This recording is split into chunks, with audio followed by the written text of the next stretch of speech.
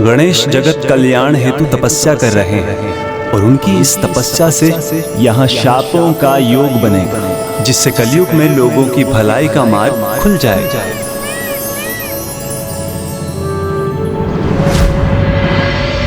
लीजिए प्रभु, आपका ये चित्र पूर्ण हो गया और आपकी मोहक छवि मुझे इसमें स्पष्ट दिखाई दे रही है।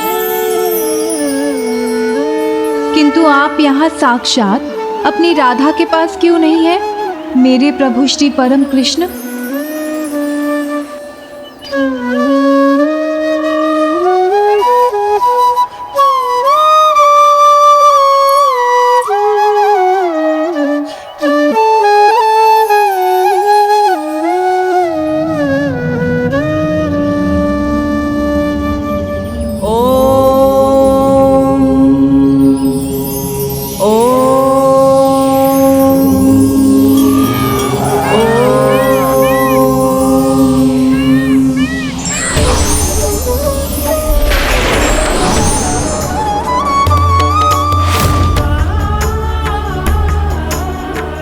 ये क्या हो रहा है प्रभु?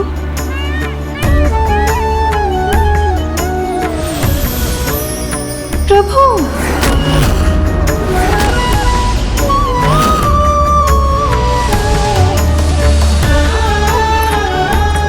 चित्र में भी आपकी छवि धूमिल क्यों हो रही है प्रभु?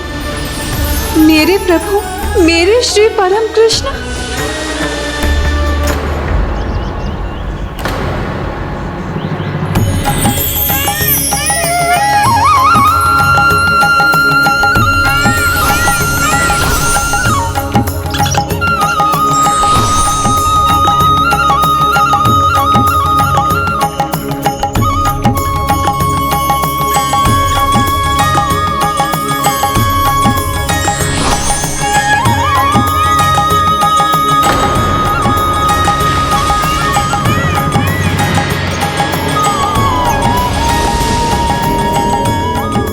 ये क्या हुआ? राधा मैया उनकी छवि प्रभु से दूर कैसे हो गई?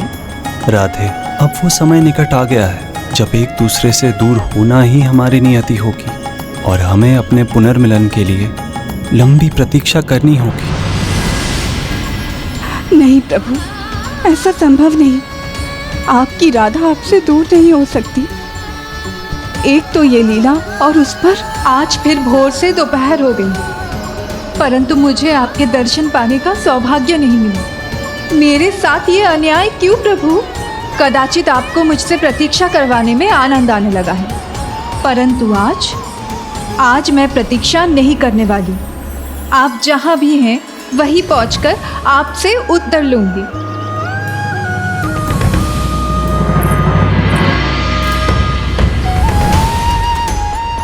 आपके मन में क्या प्रश्न है, ये मुझे ज्ञात है देवर्षि। आपके पास आने वाला किसी रहस्य को लेकर विचार ना करे, ये कैसे हो सकता है? धीरज रखिए। समय के साथ आपको आपके सभी प्रश्नों के उत्तर प्राप्त हो जाएंगे। मेरे प्रश्नों का उत्तर मुझे मिले ना मिले कोई बात नहीं, किंतु माँ राधा के दर्शन किए बिना मैं नहीं लौटूंगा। अवश्य देवर्षि। नारायण नारायण।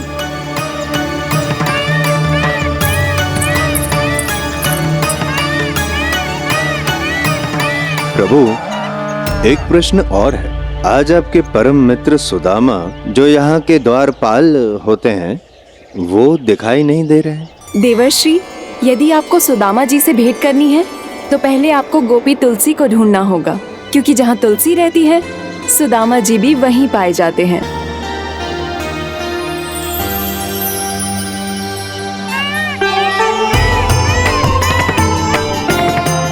क्योंकि जहाँ तुलसी रहती है सुदामा जी भी वहीं पाए जाते हैं।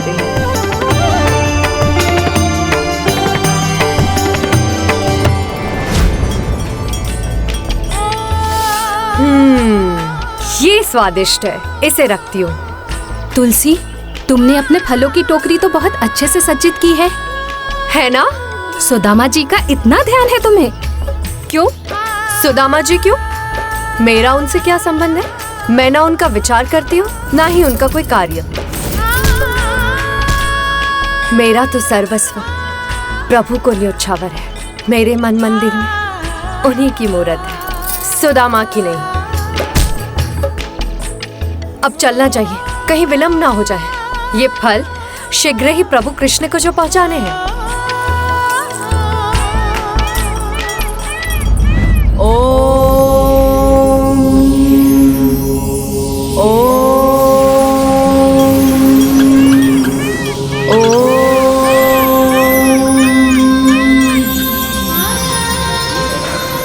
अद्भुत, आनंददायक। कौन है ये जो मुझे इस पुष्प की वर्षा से इतना आनंदित कर रहा है?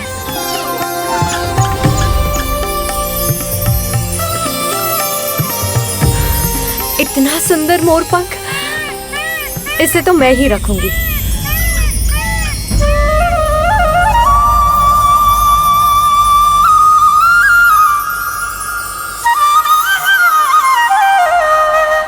प्रभु श्री परम कृष्ण की बांसुरी की धुन है ये तो। अवश्य प्रभु मेरी सेवा से प्रसन्न हुए हैं और अब मेरे लिए इतना कुछ कर रहे हैं।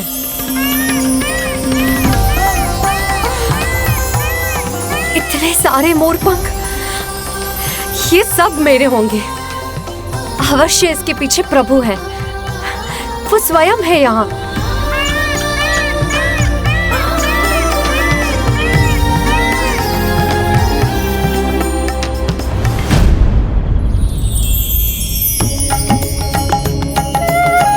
प्रभु,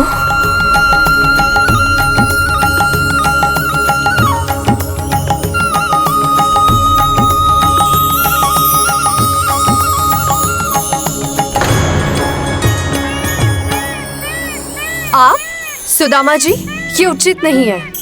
आपने भ्रम क्यों उत्पन्न किया कि मेरे प्रभु हैं यहाँ पर? तुम्हारे प्रभु वही तो है तुम्हारे सामने, मुझे ही अपना प्रभु मान लो। प्रभु मान लो आपको। विरजा जी ने उचित कहा था, जहाँ तुलसी है वहीं सुदामा जी भी। प्रभु के समान वेशभूषा करने से और हाथ में बांसुरी पकड़ लेने से कोई प्रभु नहीं बन सकता। सत्य कहा, किंतु मैं उन जैसा बनने का प्रयास कहाँ कर रहा हूँ। मैं तो बस इतना चाहता हूँ कि वैसा बनो कि तुम्हारे मन को भा जाऊं। तुलसी। सुदामा जी, कल्पना की उड़ान को यहीं रोक दीजिए, क्योंकि मेरे पास ना व्यर्थ का समय नहीं है। विलंब हो रहा है मुझे। विलंब हो नहीं रहा, विलंब तो हो चुका है। हो चुका है? हाँ, देवी विरजा वहाँ पहले ही पहुँच चुकी हैं। पहुँच चुके हैं? किंतु तुम उदास मत होना। कल प्रभु के दर्शन सर्वप्रथम तुम्हें हो, इसका उपाय मैं करूँगा। अब इतनी सुंदर सज्जा ऐसे ही व्यर्थ थोड़ी ना होनी चाहिए। सुंदर है ना? हाँ, मुझे तो ये सब सुंदर लग रहे हैं। ये फलों की डलिया भी, ये सज्जा भी, और उसे सज्जित करने वाले ये हाथ भी। वो तो कमल के उस डंठल के समान है जो अपनी सुंदरता से परम श्री कृष्ण का भी मन मोह लेते हैं। और जिसके हाथ इतने सुंदर हों, उसकी तो सुंदरता का वर्णन ही नहीं किया जा सकता। उसकी सुंदरता तो भोर के सूर्य के समान दमकती है, और मुस्कुराहट ऐसी जैसे प्रकृति खिल उठी हो। और जो इस फूलों की डलिया को सज्जित करने वाली है, उसके नेत्रों का तो बखान मैं क्या ही करूं। जैसे ओस की बूंदें सीप के भीतर मोती बनकर अपनी चंचलता का परिचय दे रही हूं।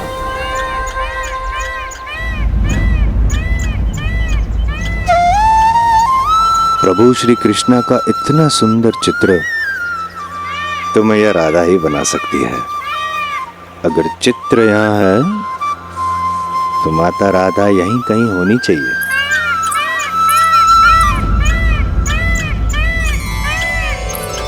और उनकी गहराई जैसे क्षीर सागर के समान हो।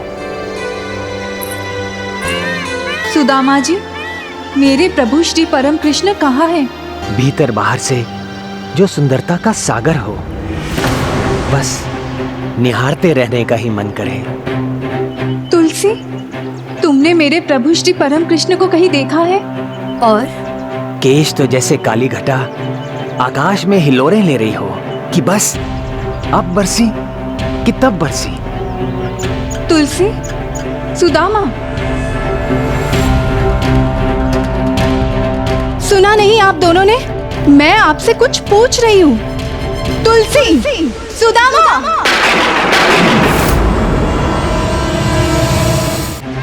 कहाँ है मेरे प्रभु श्री परम कृष्ण? ओह, लगता है प्रभु ने आज भी राधा मैया से प्रतीक्षा करवाई है। अब मैया का क्रोध उन पर फटे, उसे रोकने के लिए मुझे ही कुछ करना पड़ेगा। मैया, प्रभु तो यहाँ नहीं है। हाँ, मैं तो स्वयं उन्हें ढूंढ रही थी, वो कहीं दिखे ही नहीं। मैंने तो स्वयं उनके लिए फल भी सजाए हैं। मैया, कदाचित आप उन्हें यहाँ ढूंढ रहे हैं, किंतु वो आपको वहाँ ढूंढ रहे होंगे।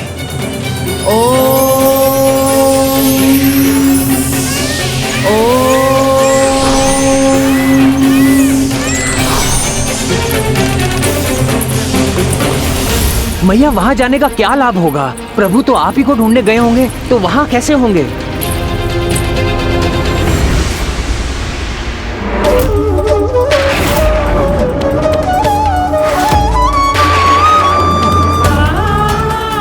अच्छा, तो ये कारण है मेरी प्रतीक्षा का।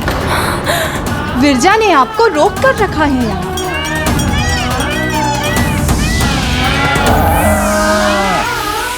विरजा, तुम जिस सुख की लालसा में प्रभु को रोककर मुझसे प्रतीक्षा करवाती हो, वो सुख तुम्हें कभी ऐसे प्राप्त हो ही नहीं सकता, क्योंकि सांसारिक सुख और आध्यात्मिक आनंद दो विपरीत ध्रुवों की तरह है। बिना एक को छोड़े दूसरा तो प्राप्त हो ही नहीं सकता, और वो सुख प्रभु के हृदय से जुड़ने से ही प्राप्त होता है, मात्र उनका साथ पाने से नहीं। जिस प्रकार तुम्हारी कामनाओं और भावनाओं के बहाव पर तुम्हारा कोई नियंत्रण नहीं, उसी प्रकार गोलोक और संपूर्ण जगत के बीच नदी के रूप में तुम्हारा बहाव होगा। और ये श्राप है मेरा, नदी के रूप में तुम्हारा बहाव होगा, और ये श्राप है मेरा।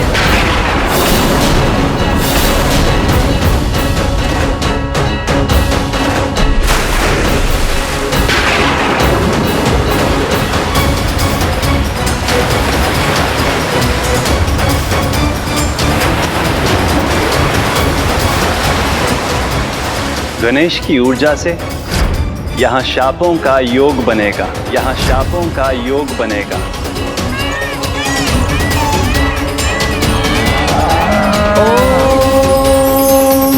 शांत हो जाइए मैया, इस प्रकार क्रोध। असत्य तो आपने भी कहा था ना सुदामा जी, तो आप मुझे क्रोध करने से कैसे रोक सकते हैं? और यही नहीं, जब मैंने आपसे प्रभु को लेकर पूछा तो उत्तर देना तक भूल गए थे आप, क्योंकि आपका ध्यान तो तुलसी में रमा हुआ था। आपका ये आचरण यहाँ गोलोक वासियों को नहीं, असुरों को ही शोभा देता है। तो उचित है, यदि आपको इसी में आनंद आता है तो मैं आपको भी श्राप देती हूँ।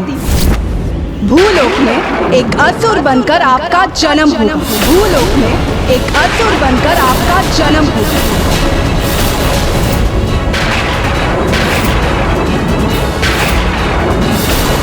और जो दरिद्रता आज आपने अपने स्वभाव में दिखाई है, वो उससे भी अगले जन्म में आपके साथ रहेगी, जब आप एक दरिद्र ब्राह्मण के रूप में जन्म लेंगे।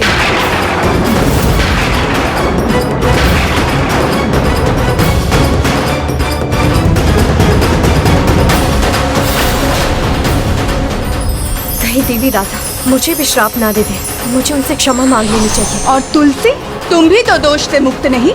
सुदामा के साथ उनके अनुचित आचरण की भागीदार तो तुम भी थे। इतनी चंचलता है तुम्हारे मन में कि प्रभु सेवा से निकलने पर भी उससे भटक गई, वो भी मात्र अपनी प्रशंसा के दो शब्द सुनकर। नाम जपती हो प्रभु श्री परम कृष्ण का, और मन में वास करती है चंचलता, और चंचलता तो मानव स्वभाव है। इसलिए मैं तुम्हें श्राप देती हूँ कि तुम भूलोक पर कि तुम मानव रूप में जन्म लो। मानव रूप में जन्म लो।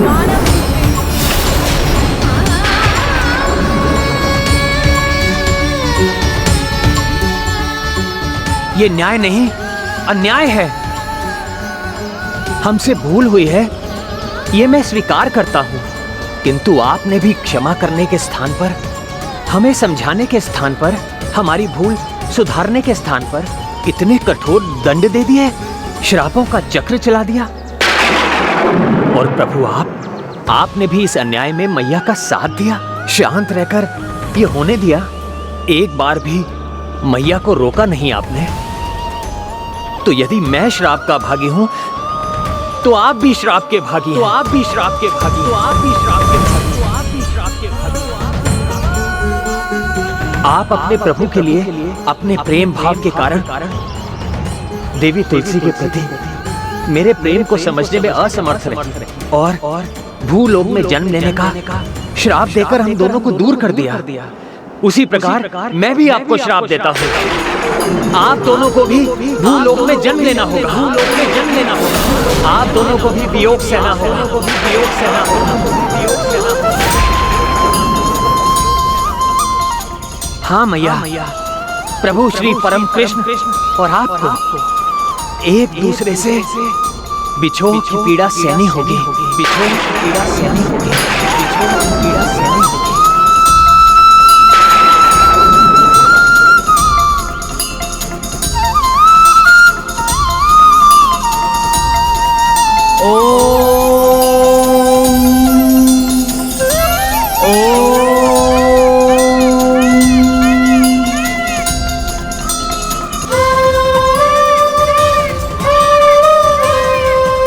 आप दोनों को भी भूलोक में जन्म लेना होगा। आप दोनों को भी वियोग सहना होगा। ये मैंने क्या कर दिया? कैसा श्राप दे दिया प्रभु और मैया को?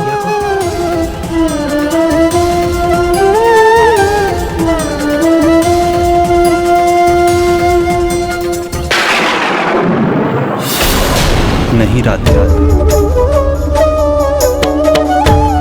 प्रभु, मैं आपकी शक्ति हूँ, आपकी प्रत्येक लीला में समान भागीदार भी, ये मुझे ज्ञात है। परंतु आपसे दूर रहना, ये मैं कैसे सहन कर लूं प्रभु? सब संभव है, परंतु आपसे दूर रहना आपकी राधा के लिए असहनीय है। बड़े लक्ष्य की प्राप्ति बड़े त्याग के बाद ही संभव। त्याग ही जीवन में सुधार का आधार बनता है और ये दायित्व केवल मनुष्य का नहीं, अपितु ईश्वर का भी है। हमें भी जगत कल्याण हेतु परम त्याग करना ही होगा।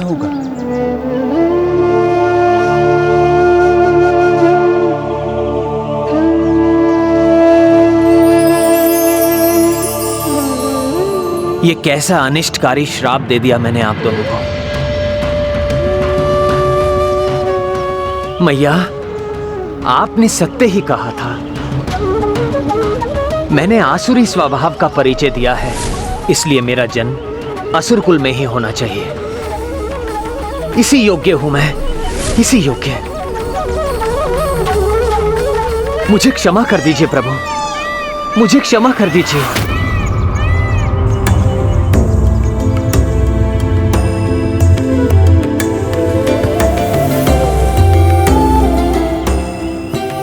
सुदामा, तुम तो मेरे सखा हो, मुझे अत्यंत प्रिय हो और तुम्हारे मन में भी मेरे लिए सिवाय प्रेम के कुछ नहीं। फिर तुम मेरे साथ कुछ अनुचित कैसे कर सकते हो?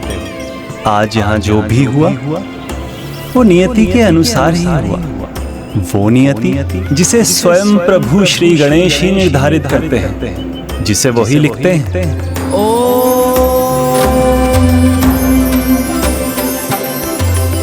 ये तो उन्हीं का लिखा विधि का विधान है। जो श्राप प्रिय राधा ने देवी विरजा को दिया है, वो श्राप होते हुए भी वरदान है, क्योंकि उसके अनुसार दिव्य नदी बनकर वो आध्यात्मिक और भौतिक संसारों को एक दूसरे से विलग करेंगे।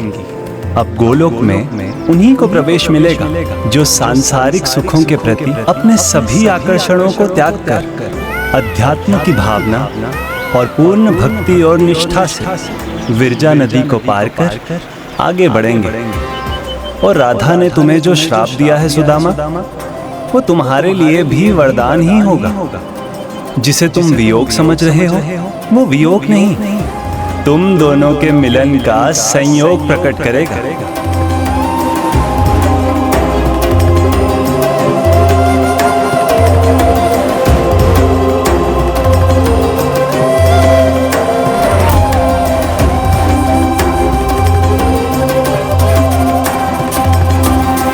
और आप देवी तुलसी, आपको तो एक परम सुख प्राप्त होने वाला है।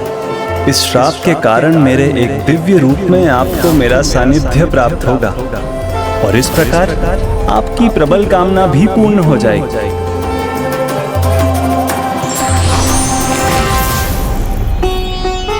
और ये सब श्री गणेश जी के कारण ही हो रहा है। जय गणेश जय गणेश जय गणेश देवा, माता जाकी पार्वती पिता महादेवा।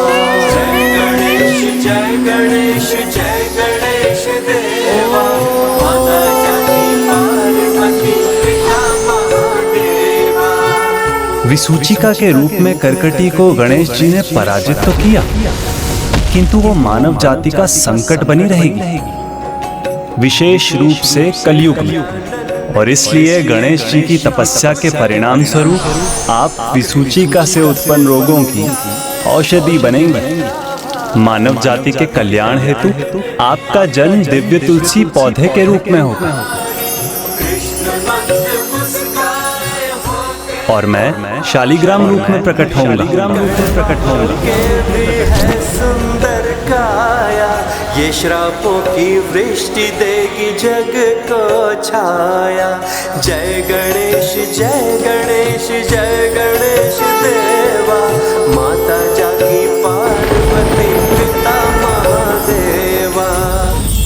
निर्मल हृदय और प्रेम से परिपूर्ण मैया राधा का हृदय है, उनका तो श्राप भी वरदान है प्रभु। और मैं ये कैसी मूर्खता कर बैठा। मेरा श्राप तो श्राप ही रहा ना प्रभु। नहीं सखा सुदामा, ये भी नियति का ही भाग है। अब आपके श्राप के फल स्वरूप मैं भी अपना कर्तव्य निभा सकूंगा। और मेरा कर्तव्य तो स्पष्ट है। यदा यदा हि धर्मस्य ग्लानिर्भवति भारत, अभ्युत्थानम धर्मस्य तदात्मानं सृजाम्यहम्। परित्राणाय साधूनां विनाशाय च दुष्टतां, धर्म संस्थापनार्थाय संभवामि युगे युगे।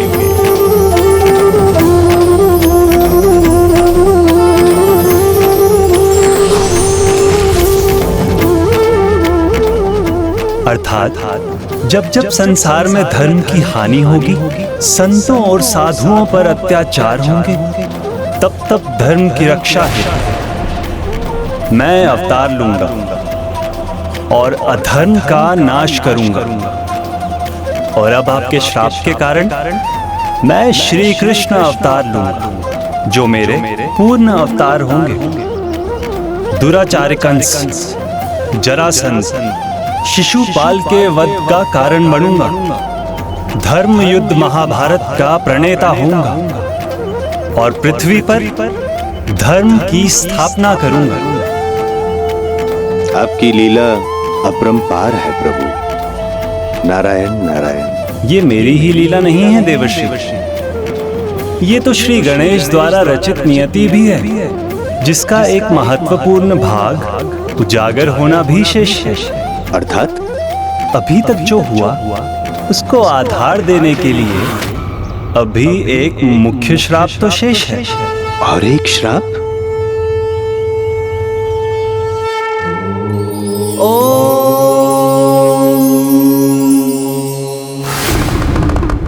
स्वामी पुत्र गणेश यहाँ नहीं है। वो ऐसा लगता है जैसे मेरा हृदय ही कहीं और है। सब कुछ शून्य लगता है। स्वामी, कब पूर्ण होगा उसका तप? प्रिय, अभी तक तो आपके पुत्र के तप का एक ही भाग पूर्ण हुआ है, और जब तक मां की इच्छा पूर्ण न हो तब तक पुत्र का तप संपन्न कैसे हो सकता है? आपके हृदय में उसकी विवाह की कामना है प्रिय, तो तब तक उसका तप निरंतर चलता रहेगा जब तक उसके विवाह का मार्ग न खुल जाए। ये तो बहुत अच्छा होगा प्रभु, किंतु इस तप के कारण अब ऐसा क्या होने जा रहा है? तपस्या सच्चे मन से हो तो उससे प्रत्यक्ष या अप्रत्यक्ष रूप में सदा अच्छा ही फल प्राप्त होता है। तो फिर गणेश के तप से तो संसार की भलाई का ही मार्ग खुलेगा। ओम नमो भगवते वासुदेवाय नमः। हमारी चिंता का कारण बन रही है इन दोनों की तपोशक्ति, जिसमें निरंतर वृद्धि हो रही है। ओम नमो भगवते वासुदेवाय नमः। ओम नमो भगवते वासुदेवाय नमः। ओम नमो भगवते वासुदेवाय नमः। उसकी तप की ऊर्जा तो अब असहनीय होती जा रही है। हाँ वरुण देव, इन दोनों की तपोशक्ति में मेरी अग्नि से भी अधिक ऊर्जा है। इस स्थिति में तो हम स्वर्ग के भीतर भी प्रवेश नहीं कर सकेंगे। तो कौन मिटाएगा हमारे इस विघ्न को? विघ्नहर्ता प्रथम पूज्य गणेश जी अपनी तपस्या में लीन है। इस समस्या का निवारण करने के लिए हमें उनके पास जाना होगा जिनकी ये दोनों तपस्या कर रहे हैं, प्रभु श्री हरि नारायण। अब मात्र वो ही इस समस्या का समाधान सुझा सकते हैं। शांताकारं भुजगशयनं पद्मनाभं सुरेशं वन्दे विष्णुं भवभयहरं सर्वलोकैकनाथं। प्रणाम श्री हरि नारायण। प्रणाम माता। प्रभु, आपकी चिंता का कारण मुझे ज्ञात है देवराज इंद्र। आप चिंता मुक्त हो जाइए। राक्षस राज दंभ का यज्ञ अब पूर्ण होने ही वाला है। ओम नमो भगवते वासुदेवाय। और महाराज धर्मध्वज की तपस्या भी उसके चरम पर है। ओम नमो भगवते वासुदेवाय नमः। विघ्नहर्ता श्री गणेश का तप जिसका आधार है वो प्रभु श्री परम कृष्ण की ही लीला है, जिसका अपने अगले चरण में जाने का समय आ गया है। धन्यवाद प्रभु।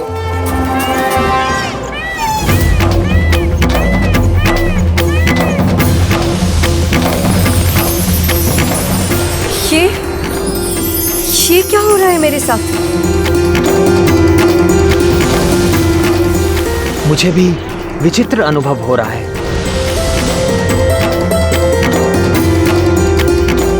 ओम नमो भगवते वासुदेवाय नमः।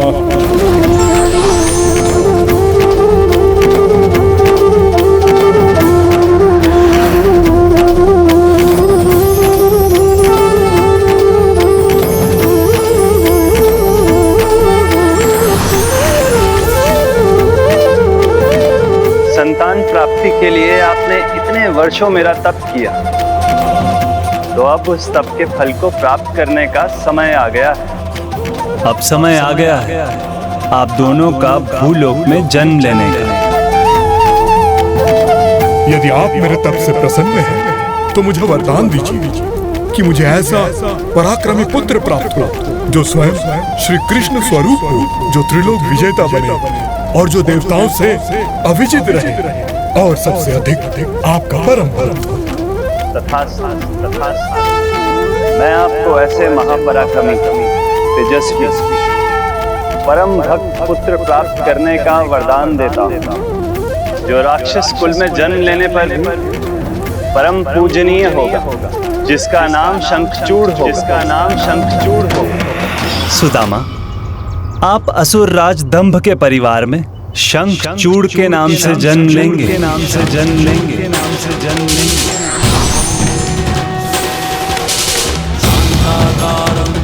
मैं आपके तप से प्रसन्न हूँ और आपको वरदान देता हूँ, आपके कुल में एक तेजस्विनी पुत्री का जन्म होगा।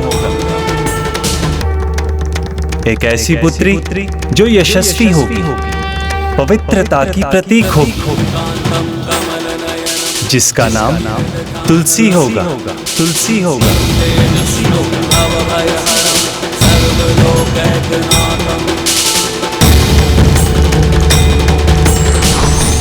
देवी तुलसी, आप महाराज धर्मध्वज की पुत्री के रूप में जन्म लेंगी। भूलोक के नियमों के अनुसार आपको और सुदामा को अभी की घटनाओं का वहां कोई स्मरण नहीं रहेगा, किंतु मैं आपको आशीर्वाद देता हूं कि मेरे प्रति आपकी भक्ति, आपका स्नेह सदैव बना रहेगा।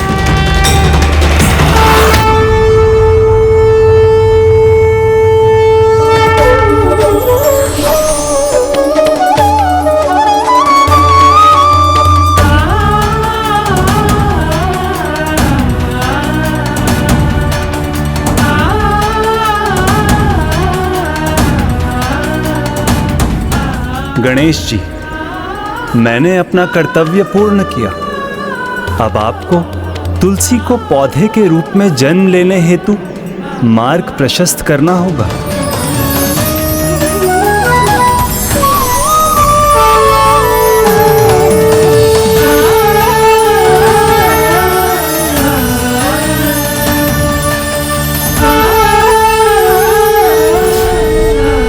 गणेश जी, मैंने अपना कर्तव्य पूर्ण किया।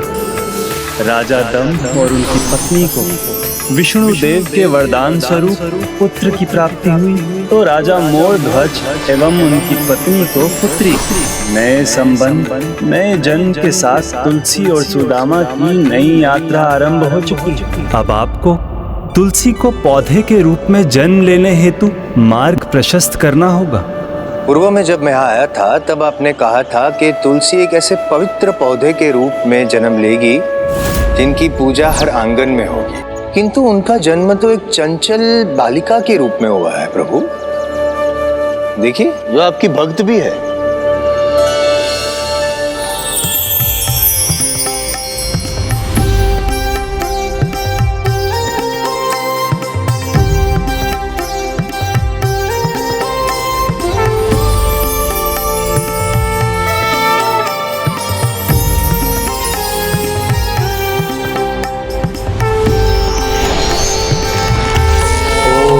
नमो भगवते वासुदेवाय नमः।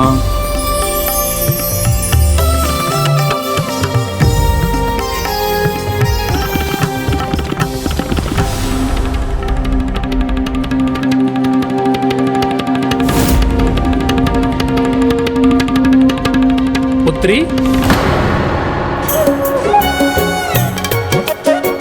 प्रभु का यही स्थान है। उन्हें कहाँ लेकर जा रही हो तुम? नहीं, प्रभु तो मेरे हैं, उनका स्थान और कहीं नहीं, मेरे साथ ही है और वो मेरे साथ ही रहेंगे सदा सदा के लिए।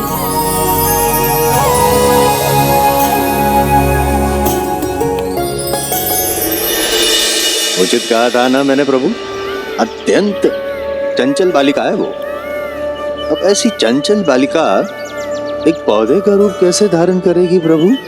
देवर्षि, समय की धारा इस जीवन को उस पड़ाव पर भी ले जाएगी। कदाचित आप भूल रहे हैं, मैंने भी यही कहा था। अभी और भी श्राप शेष, अभी और भी श्राप शेष। मैं बड़ी हो जाऊंगी ना पिताश्री, तो इन प्रभु की प्रतिमा को भी अपने साथ अपने कक्ष में ले जाऊंगी।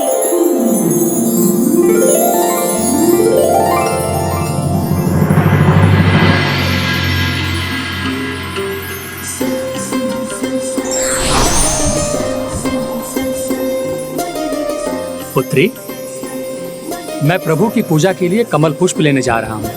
इतने समय में तुम प्रभु की प्रतिमा लेकर मत चली जाना। नहीं पिताश्री, मैं इन्हें क्यों लेकर जाऊंगी? एक दिन ना स्वयं प्रभु मेरे पास आएंगे। मेरा तो सर्वस्व प्रभु को न्योछावर है। मेरे मन मंदिर उन्हीं की मूरत है। पिताश्री, क्यों ना ऐसा करें, आप यहीं रुककर पूजा की तैयारी कीजिए और मैं जाकर कमल पुष्प ले आती हूँ। पुत्री, परंतु वहाँ जाकर तुम्हारी कोई उत्सुकता जाग उठी तो तुम कमल पुष्प लाना भूलोगी तो नहीं? नहीं नहीं पिताश्री, मैं शीघ्र ही लौट आऊंगी।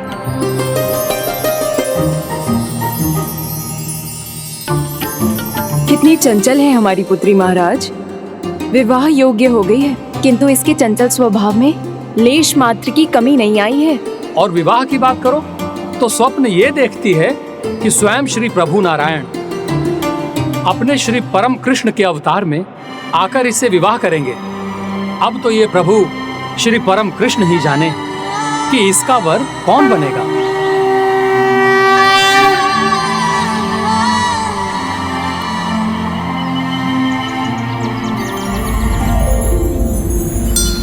इतने सारे कमल पुष्प हैं इस जलाशय में। अब कुछ भी हो जाए, मैं ना भूलूंगी ना भटकूंगी।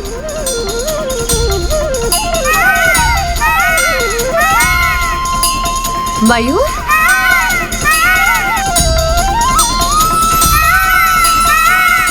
कितना सुंदर मयूर है ये। मेरे प्रभु,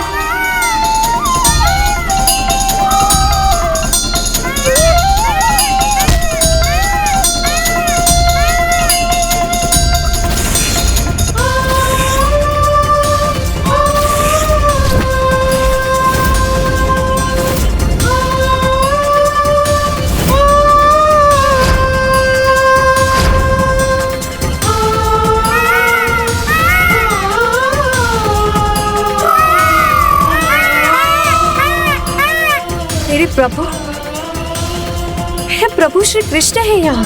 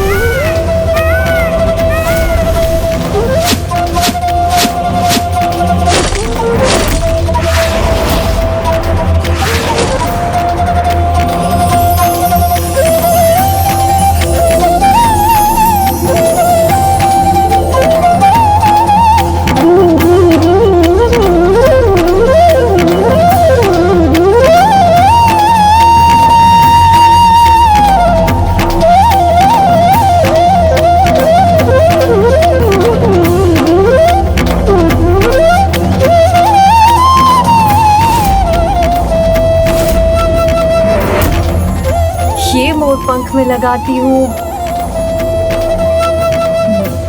यहाँ, और ये लगाती हूँ यहाँ।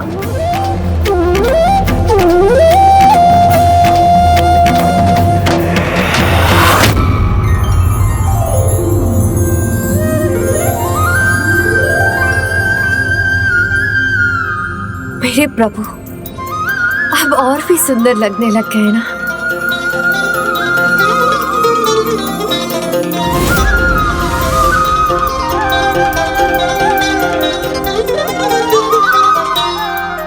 अद्भुत है ना, अद्भुत।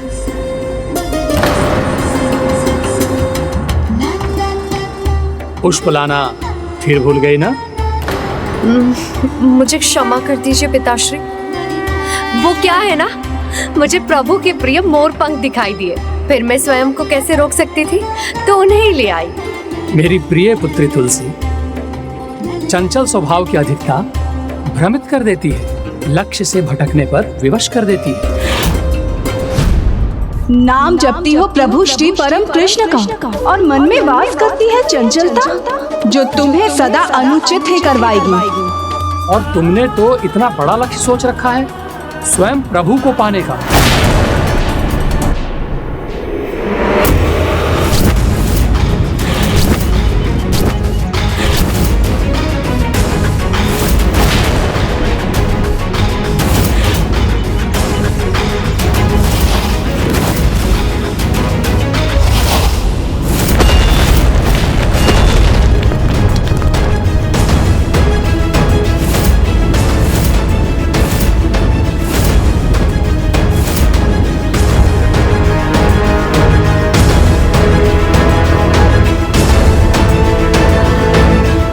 पिताश्री। पुत्र शंखचूड़, तुम तो बाल्यकाल से ही अस्त्र शस्त्र का अभ्यास कर रहे हो, किंतु मात्र अस्त्र शस्त्र ही तुम्हें विजयी नहीं बनाएंगे। जब लक्ष्य बड़ा हो तो छोटा नहीं सोचना चाहिए और लक्ष्य तक पहुंचने से पहले रुकना भी नहीं चाहिए। तुम्हें तो त्रिलोक विजेता बनना है, उसके लिए तुम्हें असीम बल, अनंत ज्ञान और एक बड़ा वरदान चाहिए, जिससे तुम देवताओं के अस्त्रों से ही नहीं अपितु स्वयं त्रिदेवों से भी सुरक्षित रहोगे। उचित है पिताश्री, उसके लिए मुझे क्या करना होगा? तुम्हें अपने मन को बहुत स्थिर रखना होगा पुत्री, अन्यथा अपने चंचल स्वभाव के कारण तुम इस लक्ष्य को कभी भी प्राप्त नहीं कर पाओगी। तो मैं क्या करूं पिताश्री? अपने चंचल मन, चंचल स्वभाव को कैसे नियंत्रित करके अपने लक्ष्य पर एकाग्र रहूं? तप से, क्योंकि तप ही एक ऐसा मार्ग है जिस पर चलकर मनुष्य कुछ भी प्राप्त कर सकता है। देखो पुत्र, अब तुम्हारा पुण्य स्थल पुष्कर की यात्रा करने का समय आ गया है। वहां जाओ और वहां जाकर ब्रह्मदेव की तपस्या करो और मनोवांछित वरदान प्राप्त करो। पुत्री, यदि तुम वास्तव में प्रभु को अपने वर के रूप में पाना चाहती हो तो तुम्हें अपने चंचल स्वभाव का त्याग कर माँ गंगा के पावन तट पर जाकर प्रभु श्री हरि नारायण की उपासना करो।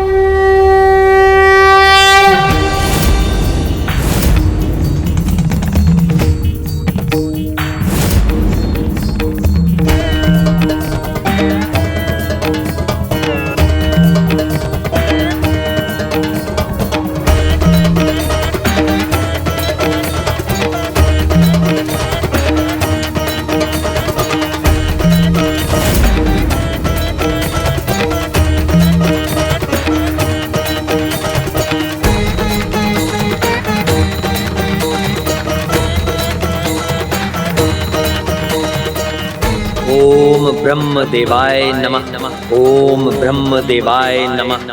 ओम नमो भगवते वासुदेवाय नमः।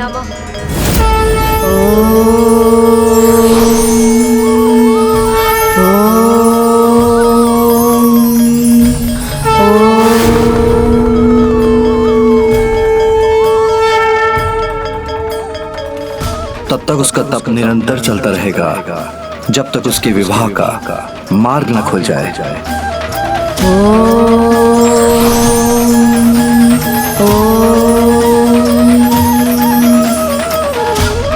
ओम ब्रह्म देवाय नमः।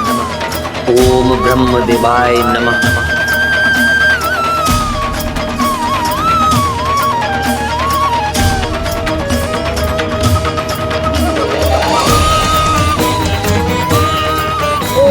नमो भगवते वासुदेवाय। कृष्णाय नमो नमः।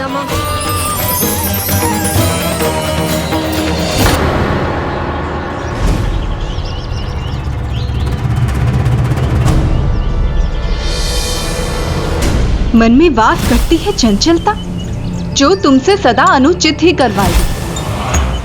अभी एक मुख्य श्राप तो शेष है। ओम ब्रह्म देवाय नमः। ओम ब्रह्म देवाय नमः। यदि इसका तप सफल हुआ तो यह अजय हो जाएगा और इसे रोकना भी असंभव हो जाएगा। ओम नमो भगवते वासुदेवाय। कृष्णाय नमो नमः। नारायण नारायण, कहीं इनकी चंचलता पुनः इनसे कोई भूल तो नहीं करवाने वाली।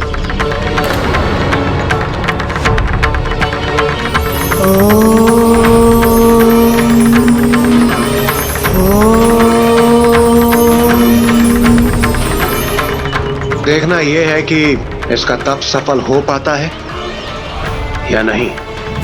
ओम ब्रह्म देवाय नमः। ओम नमो भगवते वासुदेवाय कृष्णाय नमो नमः। ओम नमो भगवते वासुदेवाय कृष्णाय नमो नमः। चंचलता त्याग कर एकाग्र रहकर तप करना होगा मुझे।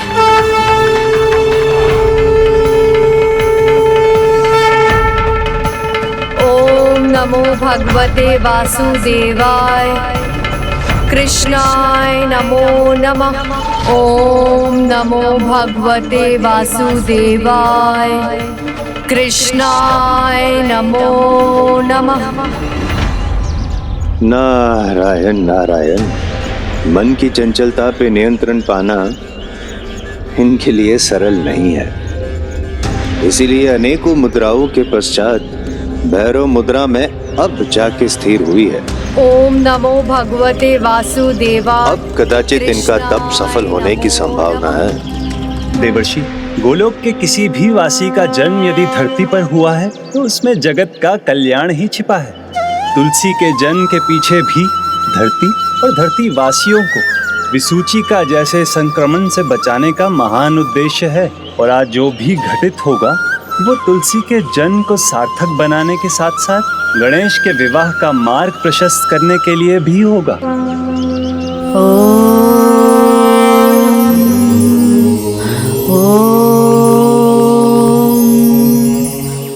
ओम नमो भगवते वासुदेवाय कृष्णाय नमो नमः। ओम नमो भगवते वासुदेवाय कृष्णाय नमो। अब सब कुछ कुशल हो गया। नारायण नारायण प्रभु, अब मुझे भी आज्ञा दीजिए, चलना चाहिए। ओम नमो भगवते वासुदेवाय कृष्णाय नमो नमः। ओम नमो भगवते वासुदेवाय नारायण नारायण, नमः। देवी तुलसी अचानक मुस्कुराने क्यों लगी है? मेरे प्रभु, आपकी वंशी की धुन सुनकर तो आपकी तुलसी अन्य सब कुछ भूल जाती है। बस फिर तो आप ही दिखाई देते हैं मुझे। ओम नमो भगवते वासुदेवाय कृष्णाय नमो नमः। ओम नमो भगवते वासुदेवाय कृष्णाय नमो नमः। ओम नमो वासुदेवाय कृष्णाय नमो नमः।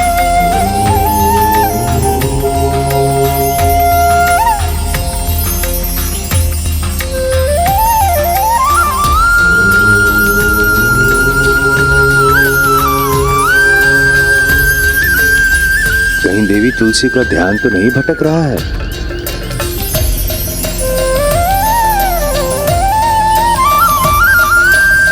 अवश्य किसी दिव्य शक्ति का प्रभाव है इन पर।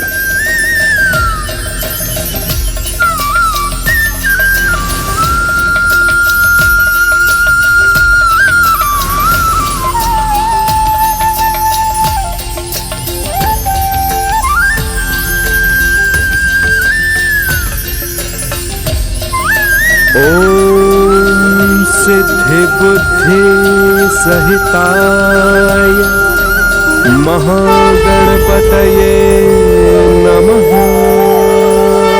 अद्भुत दृश्य है, किंतु कुछ स्पष्ट दिखाई नहीं दे रहा है। कौन है वहाँ? कौन है इस दिव्य ऊर्जा के स्रोत? ब्रह्म रूपाय विष्णु रूप स्वरूपाय नमस्ते अद्भुत अद्भुत है आपकी लीला, अद्भुत है आपका परम ब्रह्म स्वरूप। महागणपतये नमः।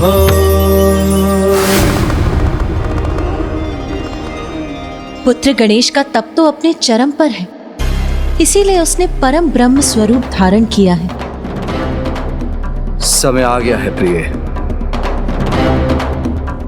पुत्र गणेश के तप के संपन्न होने का।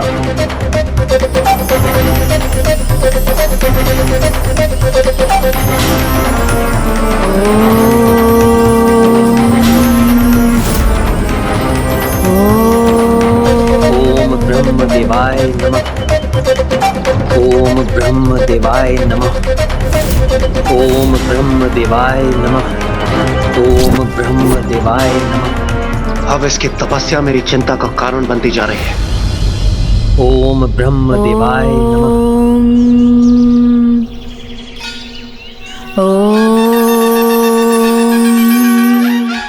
विघ्नहर्ता प्रथम पूज्य गणेश जी की तपस्या हमारे समस्त विघ्नों को दूर करेगी। विघ्नहर्ता प्रथम पूज्य गणेश जी ने अपना परम ब्रह्म स्वरूप अकारण धारण नहीं किया है। आपको शत शत नमन प्रभु।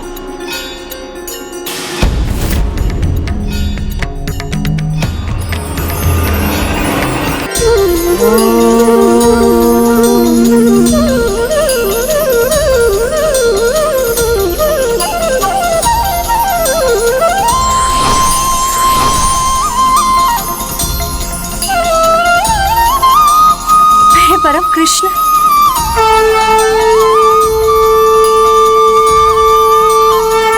देवी तुलसी की एकाग्रता का भंग होना उचित नहीं।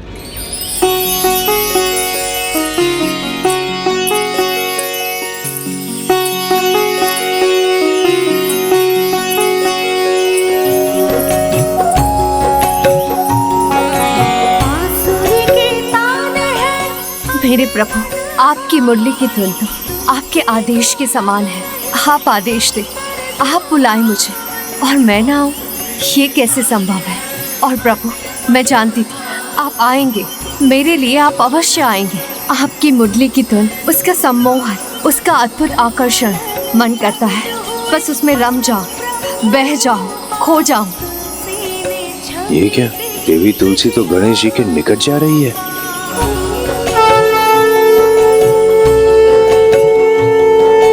गणेश अपने परम ब्रह्म स्वरूप में है। तप की ऊर्जा ने अद्भुत दिव्य स्वरूप धारण कर लिया है। अवश्य ही कुछ विशेष घटित होने वाला है। ये कैसी चंचलता का प्रभाव है देवी तुलसी पर? ये गणेश जी के तप स्थल की ओर क्यों बढ़ती जा रही है?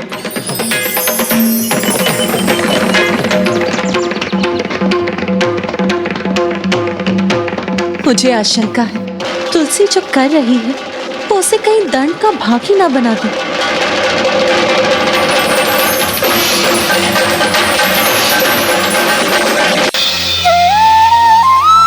मेरे प्रभु, मेरे परम कृष्ण,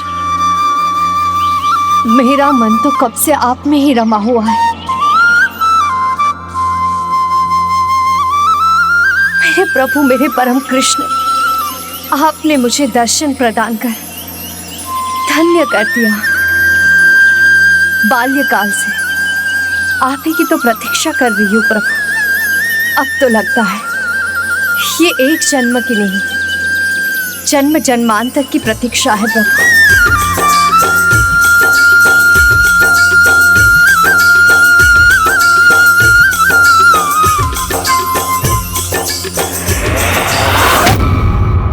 परम कृष्ण, मोह में तुलसी ये क्या करती जा रही है? कहीं उससे पुत्र गणेश का तप ना भंग हो जाए। तो क्या मैं ही तुलसी को जाकर रोक दूं? अनर्थ हो जाएगा। देवी तुलसी को गणेश जी के क्रोध का भागी बनना पड़ जाएगा। मुझे उन्हें रोकना ही होगा।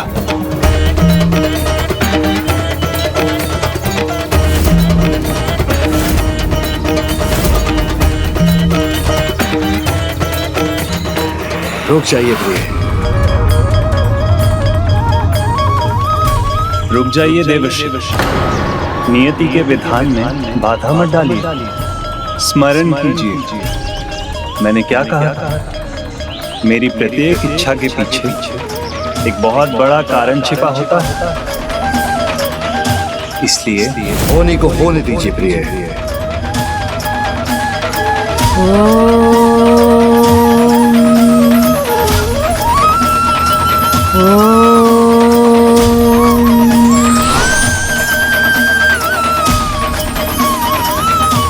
अद्भुत, सर्वथा अद्भुत। आपको शत शत नमन प्रभु।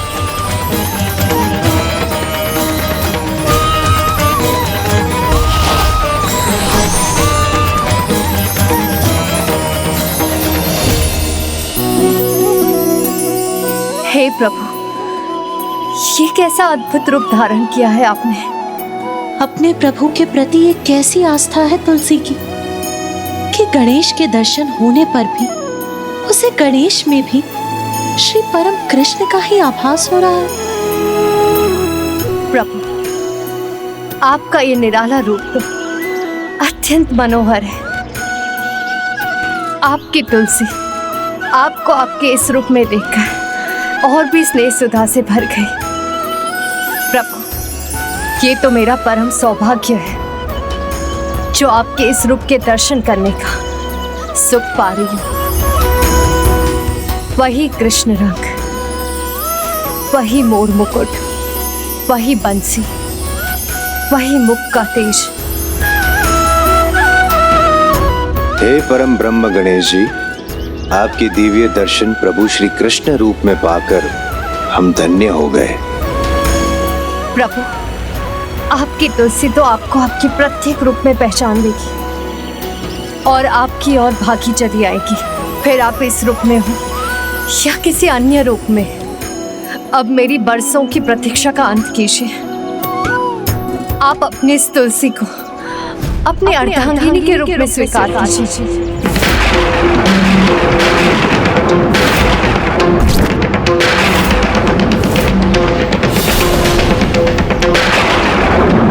ये क्या कह दिया तुलसी ने? प्रभु, कदाचित वो पल आ ही गया है जब मेरी कामना पूर्ण होगी। प्रभु, मेरी गुहार सुनिए, अपने नेत्र खोलिए और मुझसे विवाह करो। अपनी तुलसी को अपना लीजिए प्रभु, अपना लीजिए मुझे। ये क्या हो रहा है? गणेश के नेत्र खुल गए, उसका तप भंग हो गया।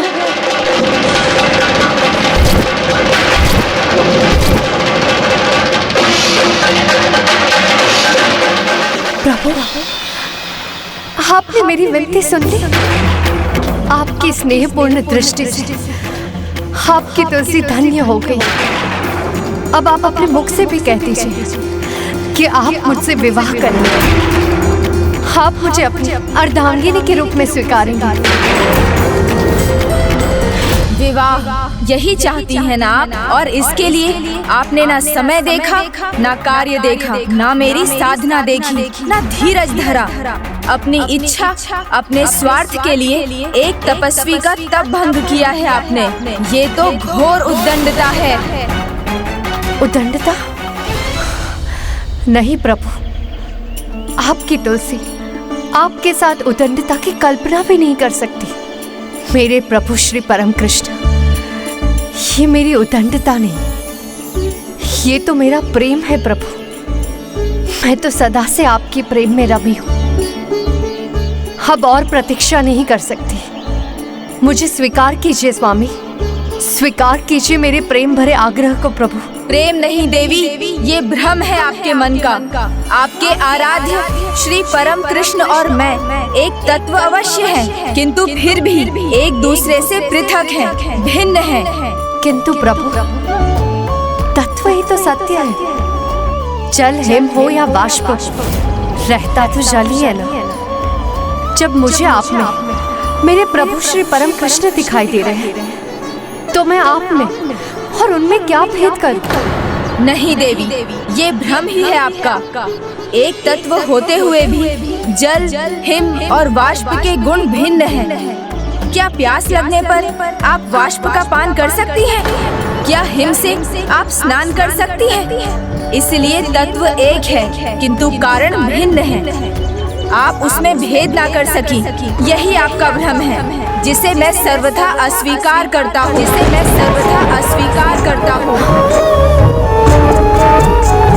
नहीं प्रभु, तुलसी का सरल प्रेम जो सत्य दिखा रहा है, आप उसे क्यों नहीं मान रहे प्रभु? आप ही मेरे परम कृष्ण हैं, मेरे आराध्य भी और मेरे स्वामी भी।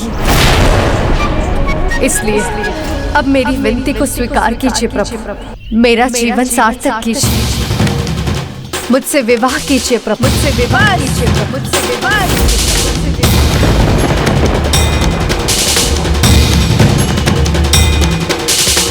देवी, बार बार एक ही भूल कर रही हैं आप। मैं विवाह की कोई इच्छा नहीं रखता, आजीवन ब्रह्मचर्य व्रत का पालन करने का इच्छुक हूँ। और आप मेरे स्पष्ट करने पर भी बार बार विवाह का प्रस्ताव रख रही हैं, वो भी मेरी तपस्या भंग करने के पश्चात।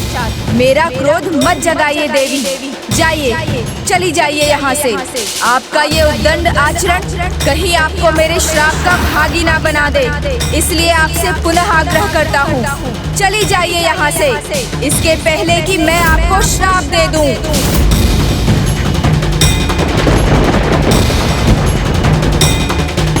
अभी तक जो हुआ उसको आधार देने के लिए अभी एक मुख्य श्राप तो शेष है।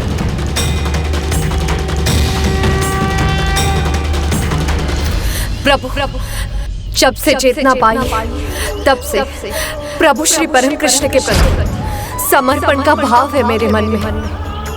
सदा से उन्हीं को पूछती आई हूँ प्रभु, मेरी भोर भी उन्हीं के नाम से होती है और मेरी संध्या में भी मेरे मन में मेरी जिह्वा पर उन्हीं का नाम है प्रभु। उन्हीं को पाने की इच्छा से सारे सुखों को त्याग कर मैं यहाँ तपस्या करने आई हूँ प्रभु।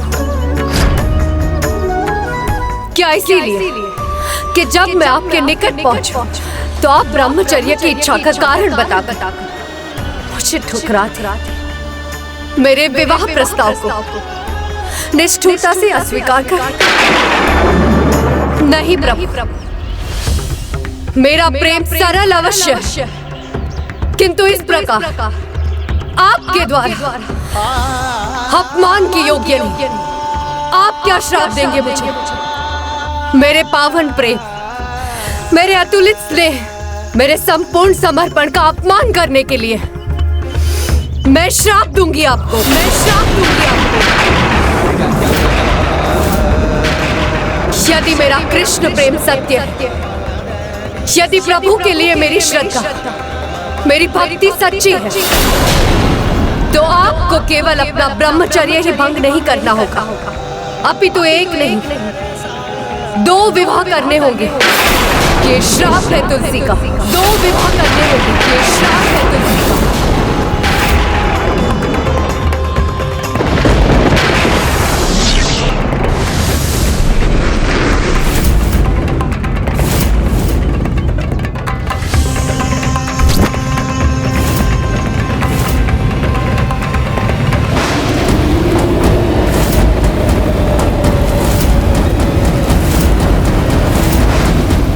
मेरे पावन प्रेम, मेरे अतुलित स्नेह, मेरे संपूर्ण समर्पण का अपमान करने के लिए मैं श्राप दूंगी आपको, मैं श्राप दूंगी आपको।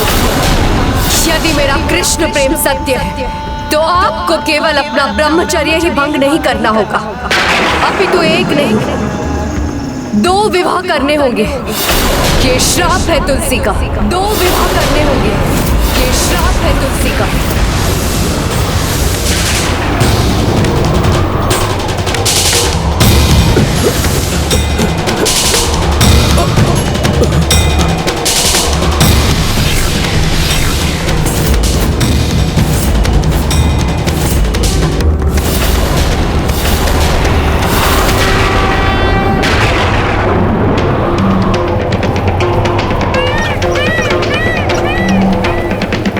देवी, आज आपने एक के बाद एक भूल की है।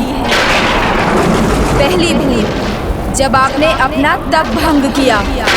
दूसरी भूल, जब आपने एक तपस्वी को उसका तप भंग करने पर विवश किया। तीसरी भूल, जिन प्रभु परम कृष्ण के प्रति आप तन मन धन से समर्पित होने की बात कहती हैं, उन्हें भूलकर किसी अन्य को विवाह प्रस्ताव दे दिया। और चौथी भूल, मुझे ब्रह्मचर्य व्रत का पालन करने की इच्छा रखने वाले बालक को दो विवाह करने का श्राप दे दिया।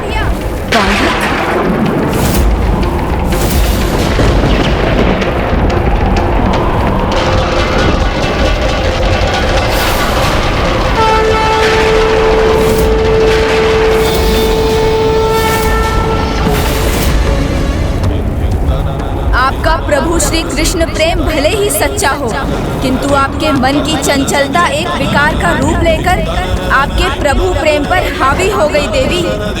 अन्यथा आप अपने मन पर नियंत्रण रख पाती और आपको मेरा वास्तविक रूप दिखाई देता, वो नहीं जो आप देखना चाहती थी।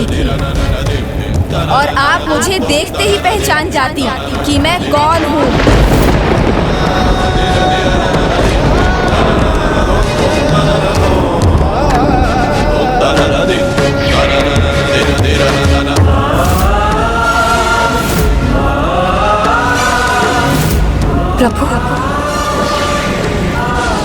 प्रभु श्री गणेश, किंतु आप मुझे पहचानने में असमर्थ रही और ऐसा कर आपने अपने आसुरी स्वभाव का प्रमाण दिया।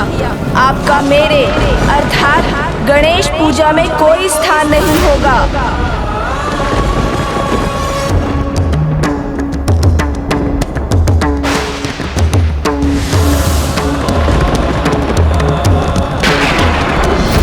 और मात्र यही नहीं, इस जन्म में आपका विवाह आपके आराध्य प्रभु से नहीं, अपितु एक असुर से होगा। असुर से होगा। असुर से होगा।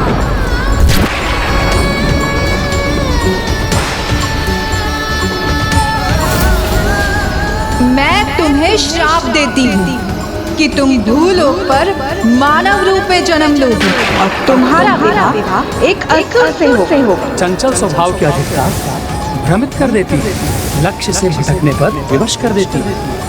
तब तो मन को बहुत स्थिर रखना होगा पुत्र, अन्यथा तुम इस लक्ष्य को कभी भी प्राप्त नहीं कर पाओगे। भूल हुई मुझसे, बहुत बड़ी भूल। मेरी चंचलता के कारण ये क्या कर बैठी मैं।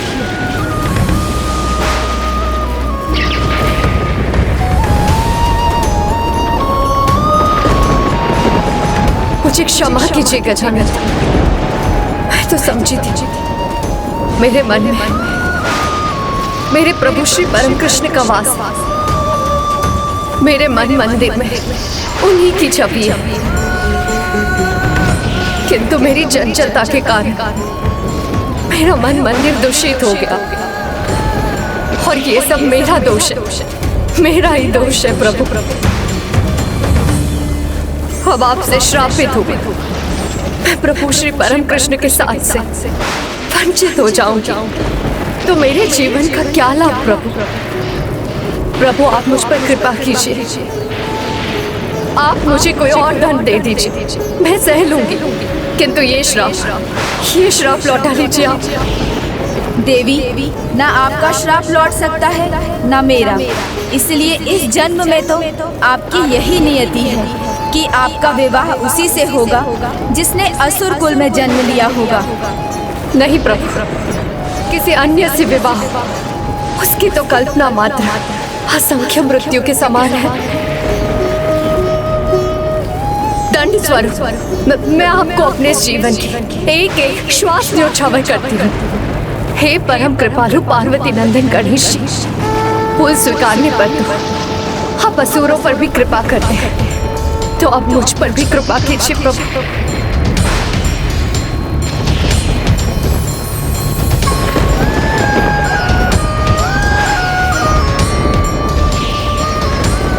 प्रभु आप तो क्षमा कर्म है, क्षमा सागर, क्षमा के धाम है, तो मुझे भी क्षमा दान दे प्रभु। मुझे अपनी भूल सुधारने का एक अवसर प्रदान करे प्रभु। मैं तो बस प्रभु श्री परम कृष्ण की अर्धांगिनी बनना चाहती हूँ। उसके लिए मुझे कितने ही जन्म क्यों ना लेने पड़े,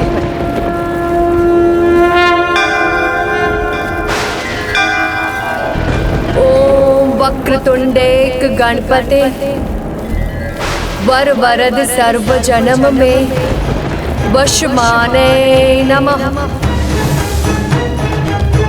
ओम वक्रतुंडेक गणपते वर वरद सर्व जन्म में वशमाने नमः।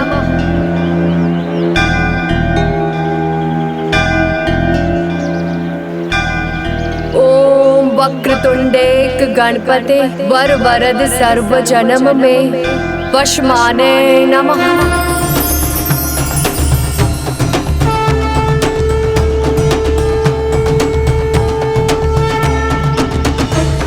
देवी, अपनी भूल स्वीकार कर सच्चे मन से की गई क्षमा याचना और अपने प्रभु, अपने आराध्य के प्रति आपकी अटूट स्नेह और उनकी पत्नी बनने की आपकी प्रबल आस से मैं अत्यंत प्रभावित हूँ।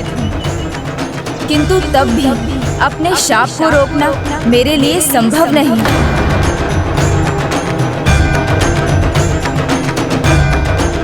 गणेश, आपको एक नवीन कथा का भाग बनना होगा, जिसके लिए आपको परिवार से दूर वन में माँ गंगा के तट पर तप करना होगा।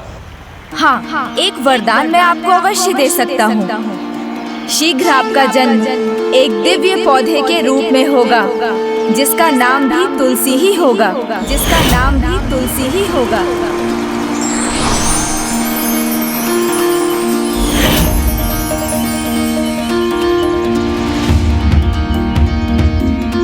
प्रभु की कोई लीला अकारण नहीं होती। मैं समझ गया प्रभु, आपकी इस लीला के पीछे जगत कल्याण का बड़ा उद्देश्य है।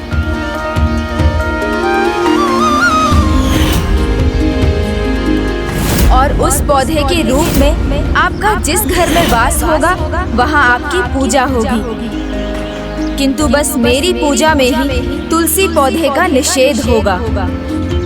वो पौधा जो सकारात्मक ऊर्जा, शुभता और औषधीय गुणों से परिपूर्ण होगा, जो विसूचिका जैसी महामारियों से लड़ने की रोग प्रतिरोधक शक्ति देगा और प्राणियों की देह में प्राण वायु का संचार करेगा।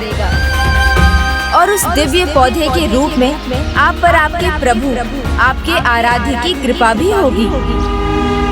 देवी तुलसी, आप इस दिव्य पौधे के रूप में प्रभु श्री कृष्ण के शालीग्राम रूप की अर्धांगिनी बनने का सौभाग्य प्राप्त करेंगी।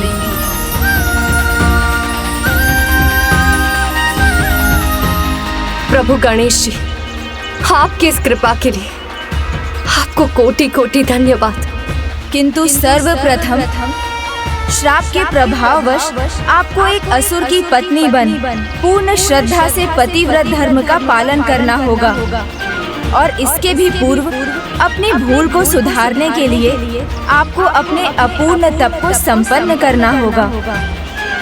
और वो तभी पूर्ण होगा जब कोई आपके पास विवाह का प्रस्ताव लेकर आएगा, जिस प्रकार आप मेरे पास आई थी। मैं समझ गई प्रभु, तो मुझे आज्ञा दीजिए, ताकि इस जन्म में तो नहीं किंतु अगले जन्म में मैं प्रभु श्री परम कृष्ण को पाने के लिए अपनी तपस्या कर सकूं। कल्याण हो, आपका तप सफल हो। धन्यवाद प्रभु।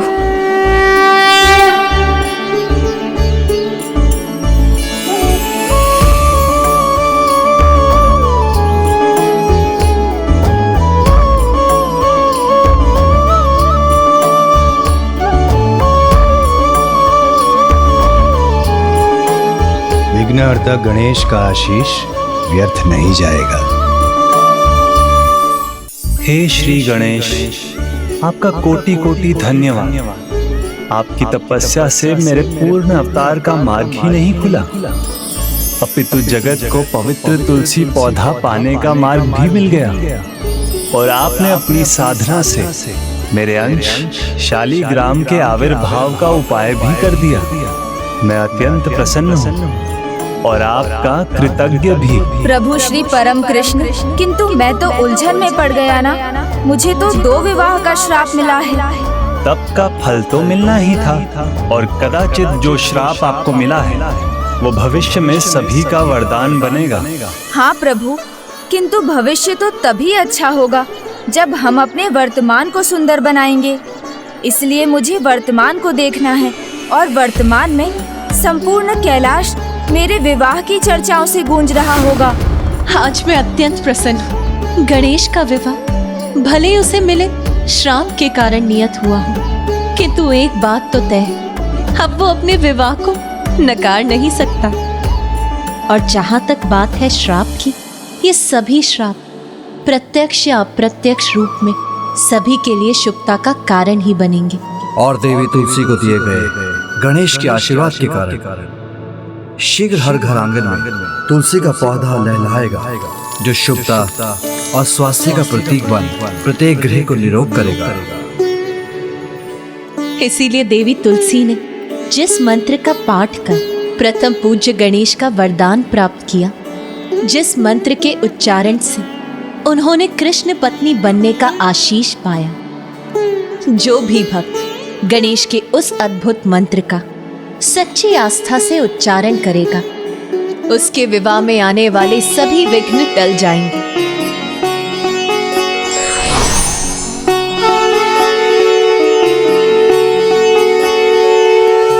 जय गणेश जय गणेश जय गणेश देवा, माता जाकी पार्वती पिता महादेवा। जय गणेश जय गणेश जय गणेश देवा, माता जाकी पार्वती पिता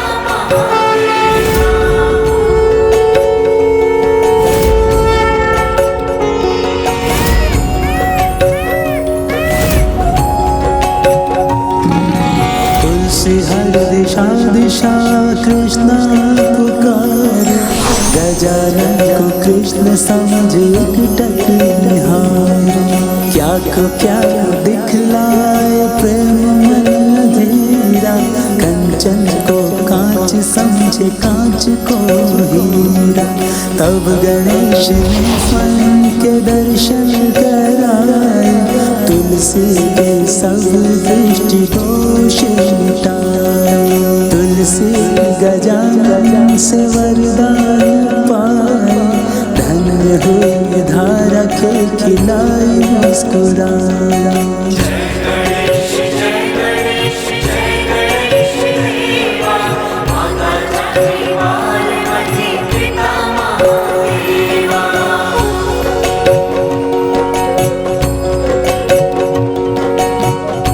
हे विघ्नहर्ता, आपके तो स्मरण मात्र से सारे विघ्न टल जाते हैं।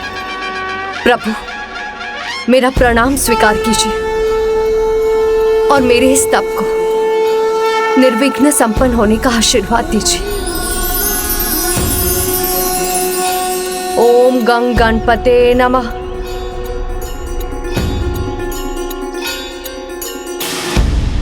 ओम नमो भगवते वासुदेवाय नमः। ओम नमो भगवते वासुदेवाय कृष्णाय नमो नमः। नारायणाय सुरमंडन मंडनाय, नारायणाय सकल स्थिति कारणाय,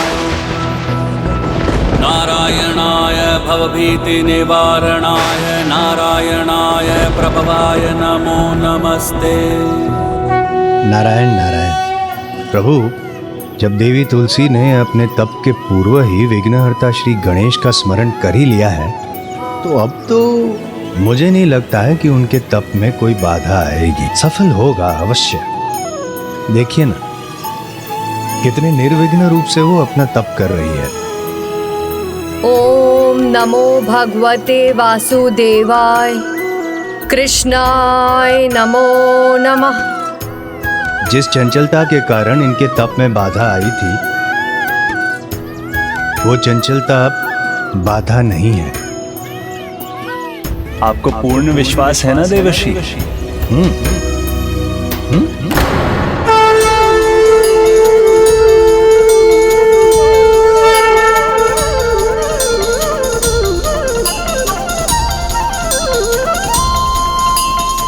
प्रभु परम कृष्ण ने अपनी बांसुरी अधरों से लगाई है। आओ सखी आओ, प्रभु बांसुरी वादन करने वाले हैं। छोड़ो सब काम और चलो मुरलीधर की मुरली की धुन में खोने। ओम नमो भगवते वासुदेवाय कृष्णाय नमो नमः। बांसुरी वादन करने वाले हैं, चलो चलो विलंब मत करो। ओम नमो भगवते वासुदेवाय कृष्णाय नमो नमः। चलो चलो शीघ्रता करें। नमो भगवते वासुदेवाय। नारायण नारायण, देवी तुलसी की ये कैसी परीक्षा ले रहे हैं प्रभु। नमो भगवते वासुदेवाय। देवी तुलसी का ध्यान फिर से भंग तो नहीं हो जाएगा। ओम नमो भगवते वासुदेवाय कृष्णाय नमो नमः। नमो भगवते वासुदेवाय कृष्णाय नमो नमः। ओम नमो भगवते वासुदेवाय कृष्णाय नमो नमः। मयूर जी के आगमन के स्वर से भी उनका ध्यान नहीं टूटा। वासुदेवाय कृष्णाय नमो नमः।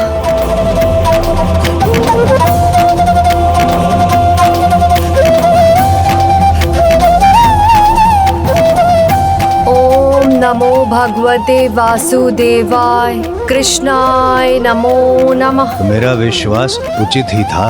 इस बार देवी तुलसी का ध्यान कदापि भंग नहीं होगा।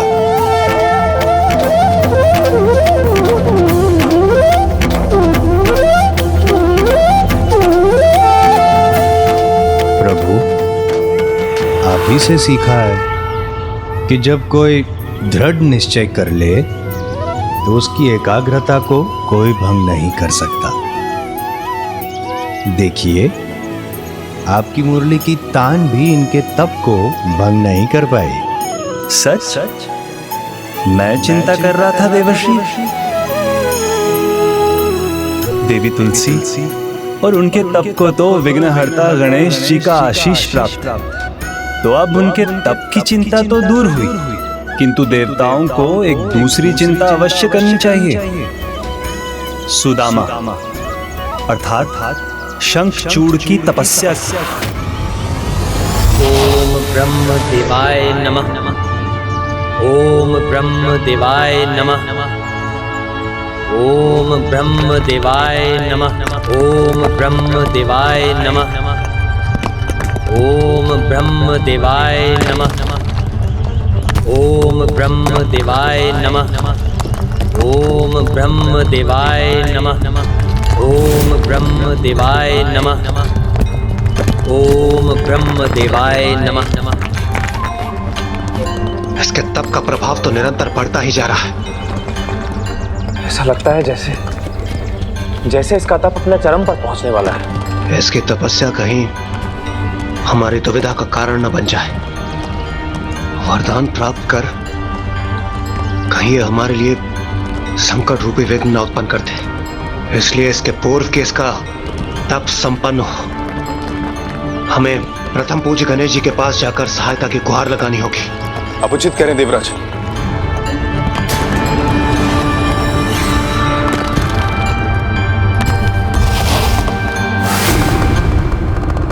माँ, समाचार शुभ हो तो आनंद कितना बढ़ जाता है ना।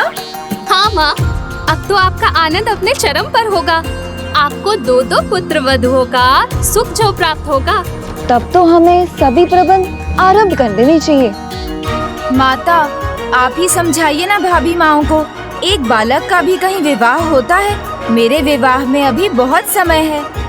उचित कह रहा है मेरा पुत्र। अब पुत्र गणेश के विवाह की बात कोई नहीं छेड़ेगा। किंतु पुत्र भाभियों को इतना अधिकार तो है कि वो तुम्हारे विवाह के लिए सुयोग कन्या तो ढूंढना आरंभ कर ही सकती हैं। और जब कन्याएं मिल जाएंगी तभी विवाह होगा। माता, अब आप भी उनकी ओर से ही बोल रही हैं। तो लगता है विघ्नहर्ता स्वयं विघ्न में उलझ गए।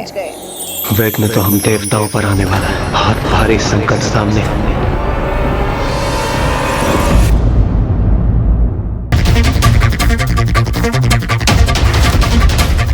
देवराज का प्रणाम स्वीकार कीजिए माता।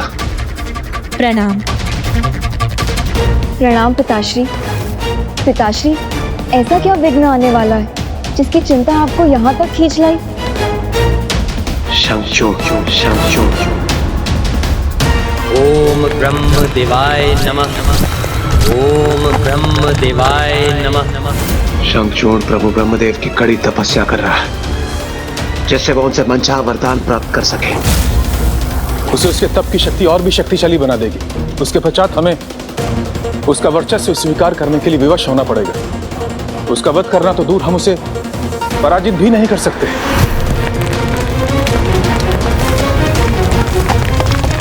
इस शंखचूड़ नामक विघ्न को अब आप ही टाल सकते हैं।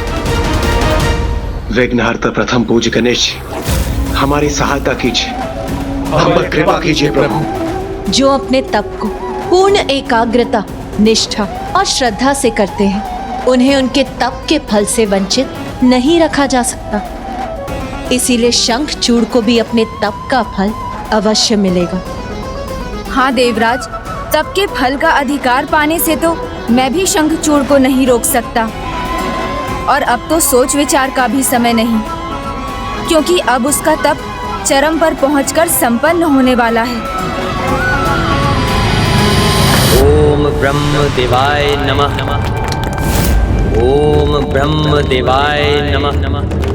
ओम ब्रह्म देवाय नमः। ओम ब्रह्म देवाय नमः। ओम ब्रह्म देवाय नमः। ओम ब्रह्म देवाय नमः। ओम ब्रह्म देवाय नमः। ब्रह्मलोक पर ये कैसा संकट छाया है? ओम ब्रह्म देवाय नमः। ओम ब्रह्म देवाय नमः। नहीं, संकट नहीं, ये तो मेरे भक्त के तप का प्रभाव है।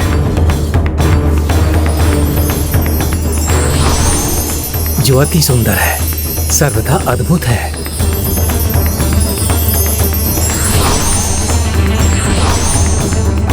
ओम ब्रह्म देवाय नमः। आंखें खोलो पुत्र शंखचूड़।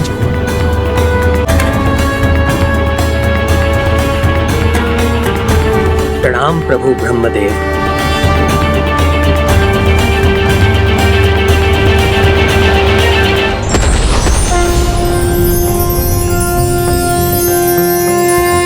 सर्वे भवन्तु सुखिनः। पुत्र शंखचूड़, मैं तुम्हारी तपस्या से बहुत प्रसन्न हूँ और मैं तुम्हें 3 वरदान देना चाहता हूँ।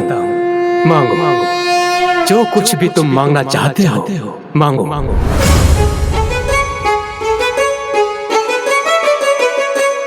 शंखचूड़ का प्रणाम स्वीकार कीजिए प्रभु ब्रह्मदेव। आज आपके दर्शन पाकर आपका ये भक्त धन्य हो गया। मैं तो बस अपने पिता की इच्छा पूर्ण करना चाहता हूँ और वो मुझे त्रिलोक विजेता के रूप में देखना चाहते हैं। वो मुझे त्रिलोक विजेता के रूप में देखना चाहते हैं। तो उसके लिए 3 वरदान मांग लो। तो हे प्रभु ब्रह्मदेव, मुझे मेरा पहला वरदान दीजिए कि मैं अगले 2 जो भी वरदान मांगूं वो आपके और मेरे सिवाय कोई और ना सुन सके, और मेरे इन वरदानों को आप किसी और के आगे प्रकट नहीं करेंगे, सदा गुप्त रखेंगे। तथास्तु, तथास्तु। यदि इसके वरदान गुप्त रहेंगे तो हमें यह कैसे ज्ञात होगा किसने अपने दूसरे और तीसरे वरदान में ब्रह्मदेव से मांगा क्या है? प्रभु, मुझे मेरा दूसरा वरदान दीजिए कि मैं देवताओं के विरुद्ध अजय हो जाऊं। कोई भी देवता मुझे कभी भी परास्त ना कर सके और ना ही कोई हानि पहुंचा सके। तथास्तु, तथास्तु। मैं तुम्हें कृष्ण कवच प्रदान करता हूँ, जो सदा तुम्हारी रक्षा करेगा। उसे स्वयं नारायण भी नहीं भेज सकते, और यदि संयोग से वो कभी तुम्हारे पास से खो जाता है तो भी मैं और नारायण तुम्हें कोई क्षति नहीं पहुंचाएंगे, क्योंकि तुम हमारे परम भक्त हो। किंतु यदि महादेव स्वयं तुमसे युद्ध करने आ गए तो फिर कदाचित उनके हाथों तुम्हारी मृत्यु होगी।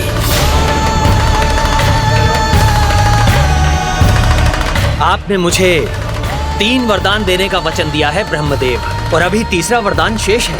हाँ पुत्र, मांगो। तीसरे वरदान में तुम क्या चाहते हो?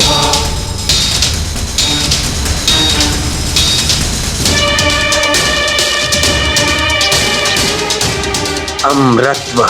ब्रह्मदेव, आप मुझे अमृतत्व प्रदान करें। उसने ब्रह्मदेव से ऐसा क्या मांग लिया? इसे सुनकर स्वयं ब्रह्मदेव स्तब्ध हो गए। उसने अवश्य कुछ ऐसा मांगा है देवराज, जो ब्रह्मदेव के लिए भी प्रदान करना असंभव है।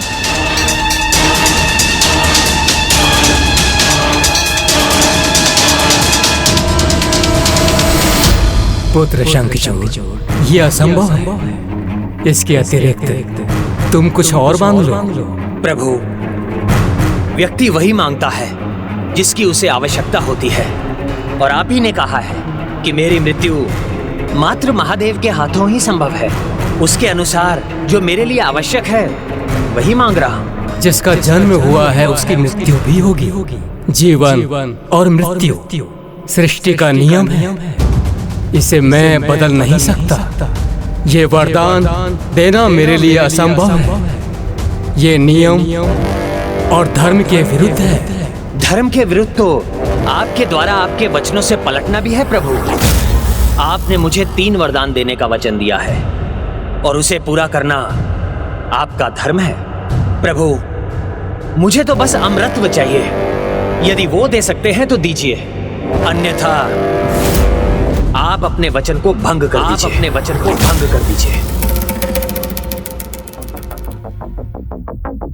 प्रत्यक्ष रूप से अमृतत्व देना तो मेरे लिए असंभव है पुत्र, किंतु मैं तुम्हें वरदान देता हूँ कि तुम्हारा विवाह एक पतिव्रता नारी से होगा, और जिस दिन तुम्हारा विवाह उससे होगा, मेरे दूसरे वरदान के अनुसार उसी दिन तुम्हें कृष्ण कवच प्राप्त होगा। पुत्र, जब तक कृष्ण कवच तुम्हारे पास रहेगा तुम अजय बने रहोगे, और मेरे तीसरे वरदान के अनुसार जब तक तुम्हारी पत्नी का पतिव्रत अटूट रहेगा, तुम्हारे जीवन को कोई हानि नहीं पहुंचा सकता। इस प्रकार तुम अमर ही बने रहोगे। प्रभु, पुत्र, तुम्हारे तीनों वरदान तुम्हें प्राप्त हो चुके हैं, इसलिए अब तुम कुछ नहीं मांग सकते।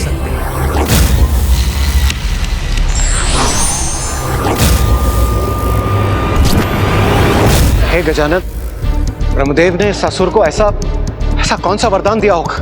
आप निश्चिंत रहिए देवराजेंद्र, वरदान कोई भी हो, उसका लाभ तभी होगा जब कर्म अच्छे होंगे, क्योंकि कर्म अच्छे हो तो श्राप भी वरदान बन जाते हैं, और कर्म अच्छे ना हो तो वरदान भी श्राप में बदलकर काल को ही निमंत्रण देते हैं, मृत्यु का कारण बन जाते हैं।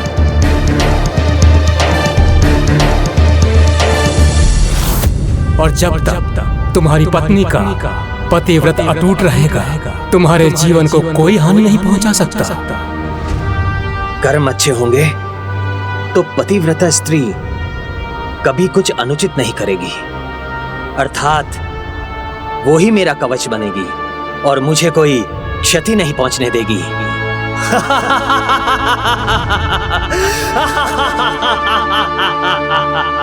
देवताओं, मैं शंखचूड़ अजय हो गया, अमर हो गया, और अब तुम सब मेरे प्रहारों से बचने के लिए कवच का निर्माण कर लो, अन्यथा मेरा कवच तो सदा मेरे साथ रहेगा, सदा ही रहेगा।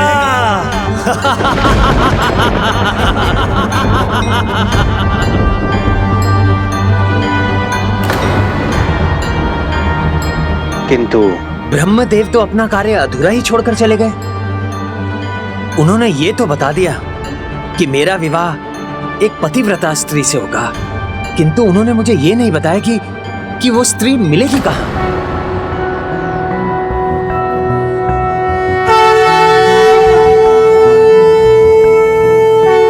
ओम नमो भगवते वासुदेवाय, कृष्णाय नमो नमः।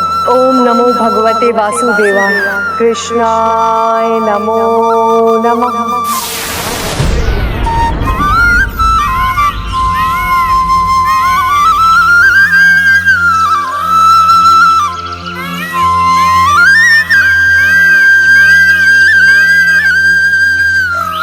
कदाचित तुलसी पौधे के आविर्भाव का दूसरा चरण संपन्न होने का समय आ गया। तो अब प्रभु घटनाओं का क्रम आगे बढ़ा रहे हैं।